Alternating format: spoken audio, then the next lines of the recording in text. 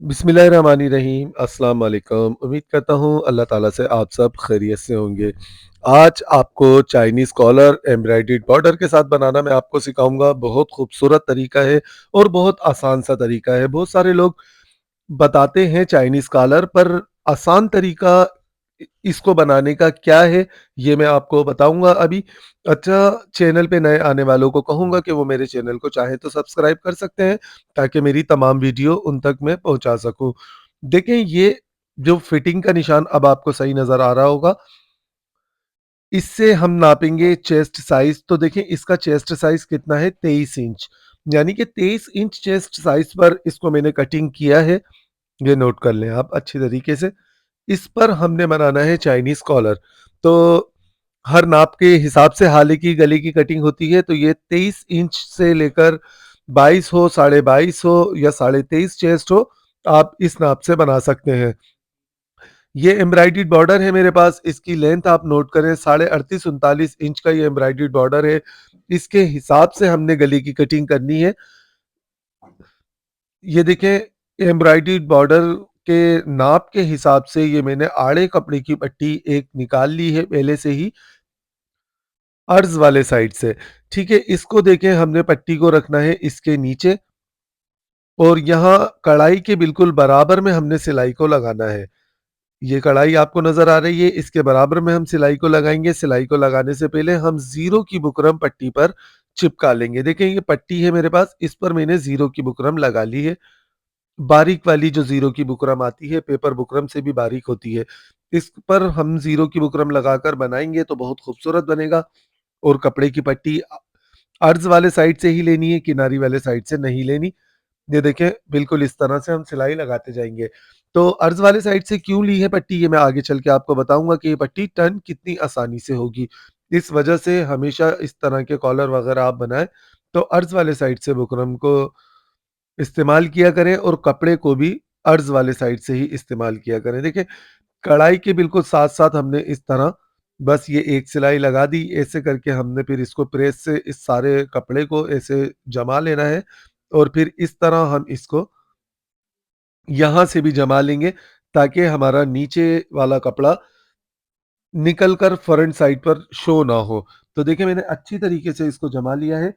अब देखें, यहाँ पर एक बॉर्डर बना हुआ है, इस कपड़े को कैसे रोकना है ताकि ये निकल कर बाहर ना आए। इस जगह पर हमने इस तरह सिलाई लगानी है कि सिलाई नज़र ना आए।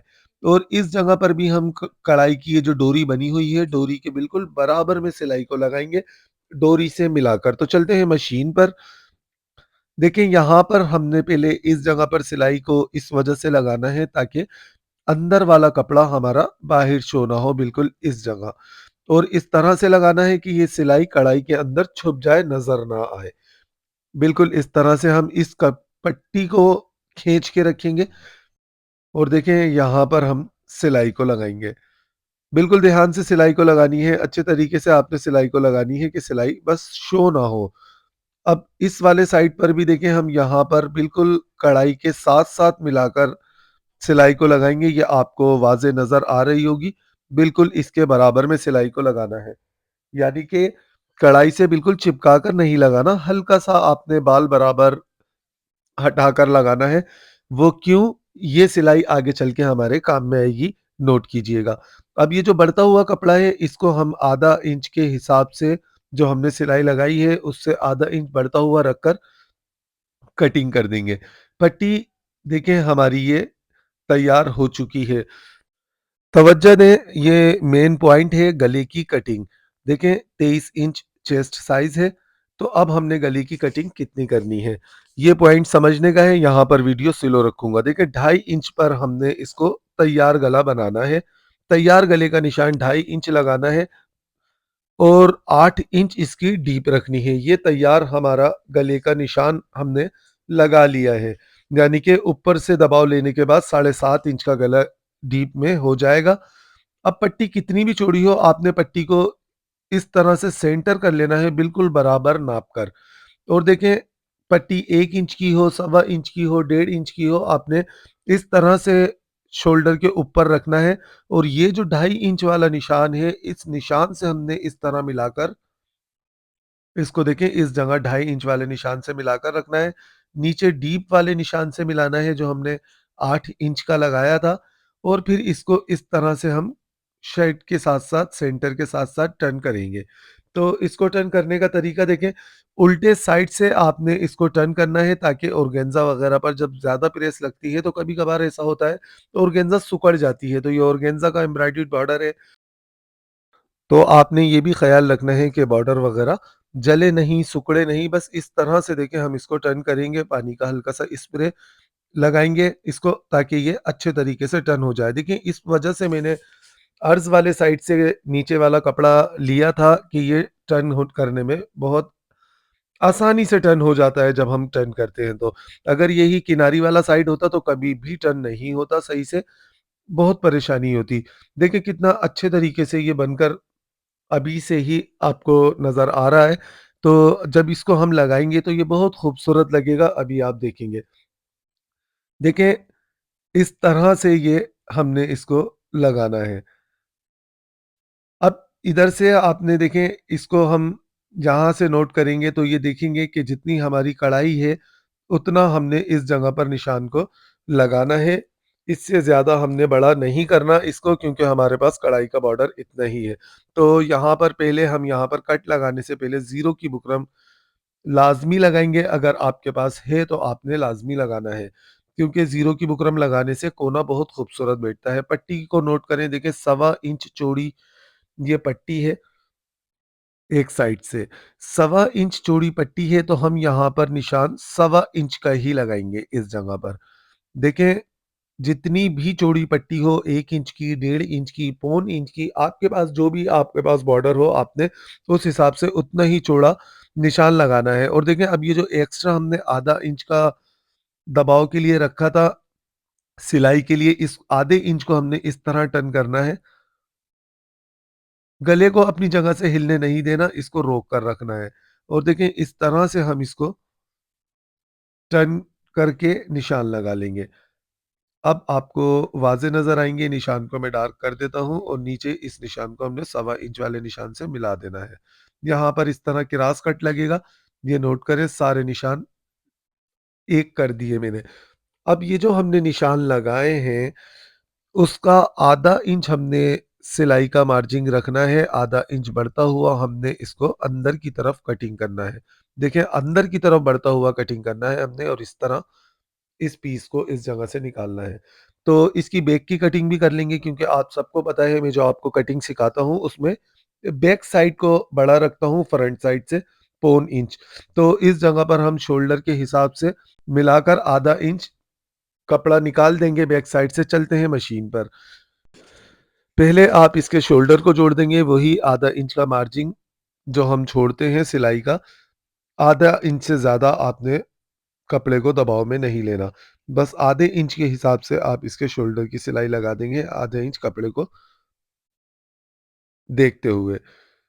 अब ये जो हमने शोल्डर की सिलाई लगाई है, उसके बाद हम पट्टी के सेंटर को बैक साइड से सेंटर का जो हमने कट लगाया है, उस कट से मिलाकर रखेंगे और ये जो नीचे हमने दूसरी सिलाई लगाई थी, कढ़ाई के साथ-साथ इस सिलाई के ऊपर सिलाई को चलाएँगे।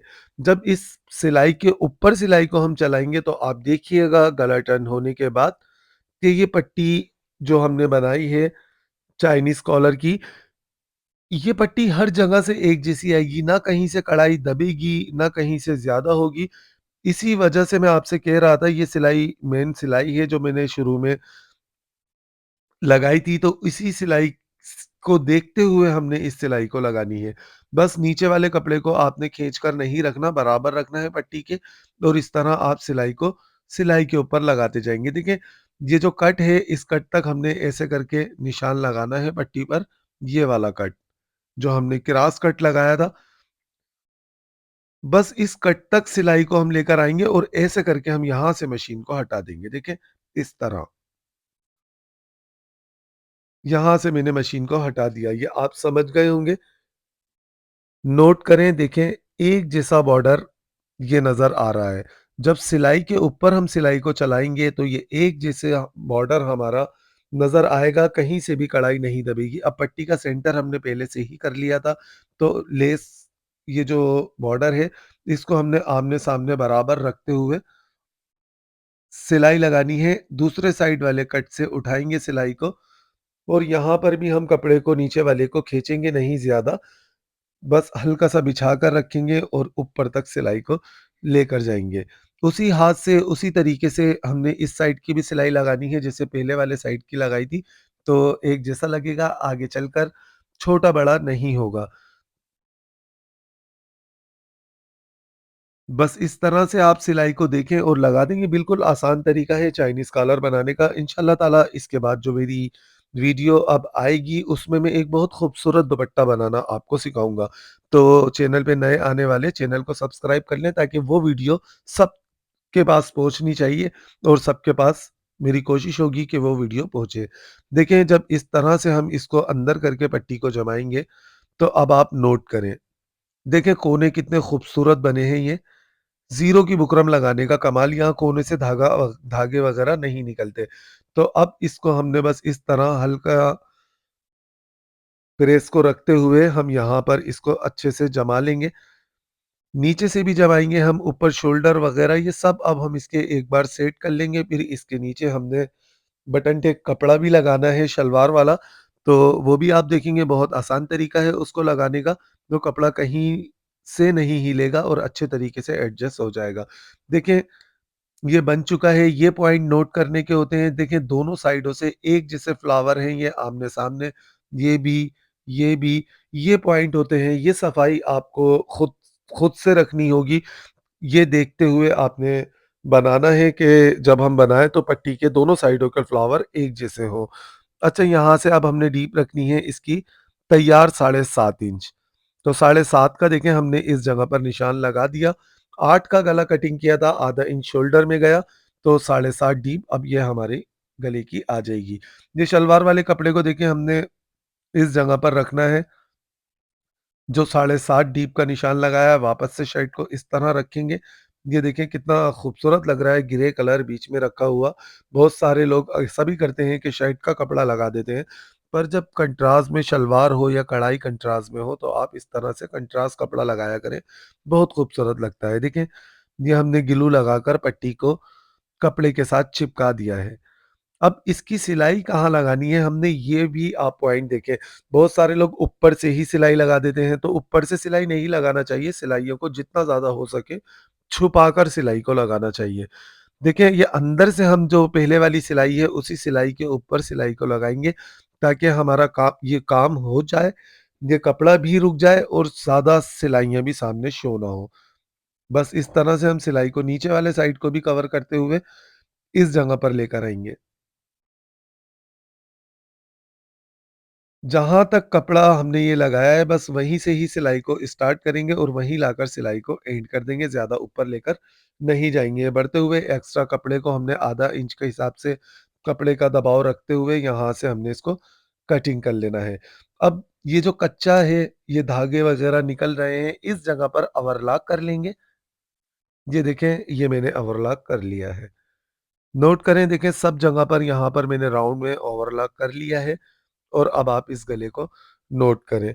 गला तैयार करने के बाद मैं आपको पूरी शर्ट दिखाता हूँ, फिर आप देखिएगा, नोट कीजिए, देखें शर्ट तैयार हो चुकी है। सबसे पहले आप इसकी स्लीव्स देखें, ये स्लीव्स पर जो और एक और कपड़े का बॉर्डर था, वो लगाने के बाद मैंने स्लीव्स पर भी यही बॉर्डर लगा दिया है, जो स्लीव्स के लिए इन्होंने दिया था।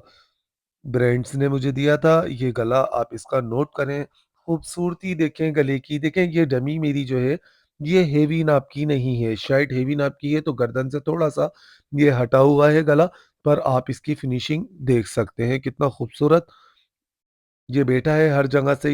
ये जो शोल्डर से जो एक और एक्स्ट्रा बॉर्डर लगा हुआ है, ये भी ब्रांड्स की तरफ से ही मुझे मिला था सूट के साथ, तो यहाँ पर मैंने इसको कोटी के स्टाइल से लगा दिया है।